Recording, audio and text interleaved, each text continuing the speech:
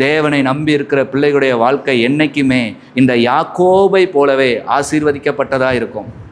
ஆனால் அவர்கள் நம்பி இருக்கிற நம்பிக்கை சரியில்லாததுனாலே, அவர்கள் நம்பிக்கை சில நேரங்களில் குந்தி குந்தி நடப்பது போல, எலியா அன்று ஆகாப் ஆண்டு கொண்டிருந்த போது இஸ்ரவேல் ஜனங்களை பார்த்து சொன்ன ஒரு வார்த்தை, எது வரைக்கும் நீங்கள் இருமனதாக இருப்பீங்க? எது வரைக்கும் நீங்கள் குந்தி குந்தி நடப்பீங்க? தேவனை சேவிப்பது உங்களுக்கு பெரிதானால் தேவனை செய்வீங்க. இல்லை ஒரு பொருள் ஒரு பணம் அதுதான் பெருசுனா அதே நம்பி போயிருங்க. அங்கிட்டும் இல்லாமல் இங்கிட்டும் இல்லாமல் ஏன் இப்படி இருக்கிறீங்க அப்படின்னு கேட்டது போல இன்னைக்கு தேவனுடைய விசுவாசிகளில் நிறைய விசுவாசிகளுடைய வாழ்க்கை இப்படித்தான் இருக்குது.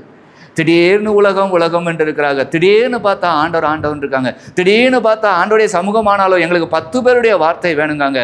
பைபிளுடைய வார்த்தையை தவிர 10 பேருடைய வார்த்தை மேலே அவ்வளோ நம்பிக்கை இருக்குது. ஆனால் அந்த 10 பேரும் பேசுனது காத்தாவே பேசுது. பைபிள் உரைத்தபடி வாழ்கிறதும், அந்த பைபிள் உரைத்தபடி இப்படி நீ இரு என்று சொல்லுவதும் தான் கடைசியில் நிலைக்குது. அவர் சொல்லி நடக்காதது ஏது? அவர் வார்த்தை தரையில் விழாது.